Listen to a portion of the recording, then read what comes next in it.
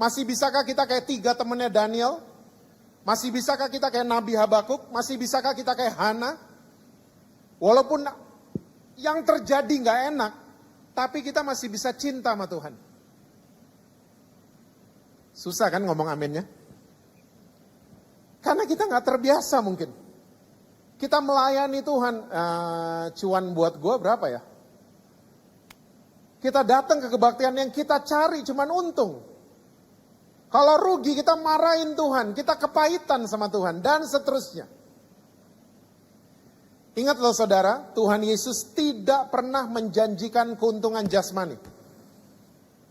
Yang Tuhan Yesus janjikan buat saudara dan saya adalah keuntungan rohani.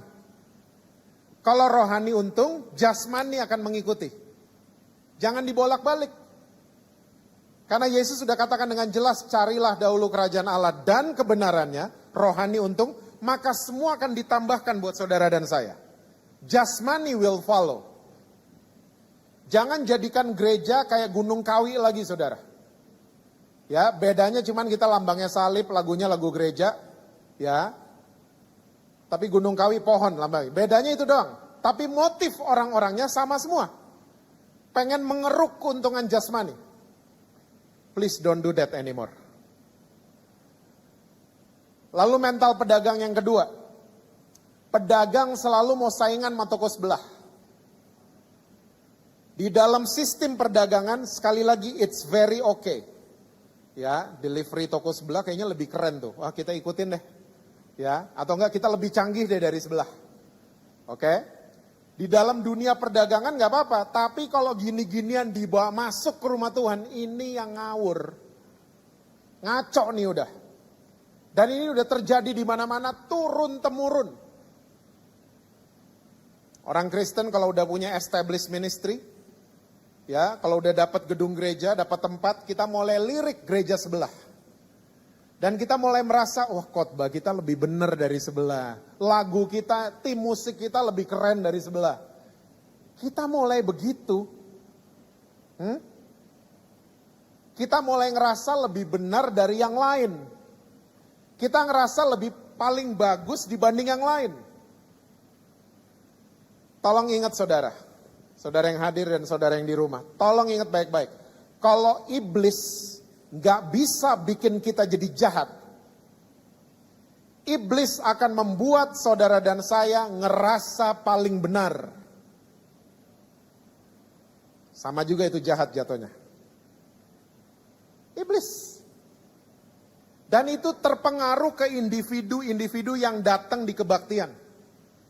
Ya, kalau udah merasa melayani, merasa ngerti ayat, ngerasa rajin berdoa, kita ngerasa lebih better dari yang lain. Kita ngerasa lebih kudus dari yang lain. Kita ngerasa lebih baik daripada yang lain. Apaan ini? Gereja udah kayak begini hari ini. Kita kehilangan esensi daripada gereja. Makanya murid-muridnya Yesus abis ngelihat Yesus marah, mereka teringat perkataannya Raja Daud di ayat 17. Justru cintaku akan rumahmu menghanguskan aku. Saudara, kalau cinta ke rumah Tuhan, mentalnya kalau masuk ke rumah Tuhan jangan mental pedagang lagi, mentalnya kayak Raja Daud. Hanguskan aku, hanguskan karakterku yang belum beres. Hanguskan masa lalu aku yang bikin malu. Hanguskan semua sifat-sifat aku yang belum benar. Seharusnya kita begitu dong.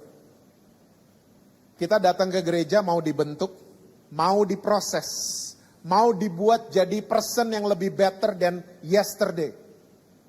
Seharusnya begitu orang Kristen. Bukannya gereja jadi kayak pasar, tempat dagang kita sama Tuhan, tempat kita nyogok Tuhan. Don't do that anymore. Saya nggak mau pakai istilah COVID-19 ini Yesus lagi marah sama kita kayak ini, enggak.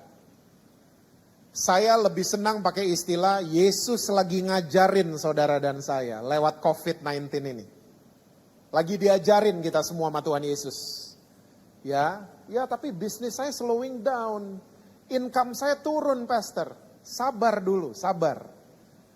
Kita semua ini lagi di restart, di reboot, ya, dikembalikan ke titik nol. Untuk kita appreciate pohon, appreciate udara yang kita bisa hirup tiap pagi gratis.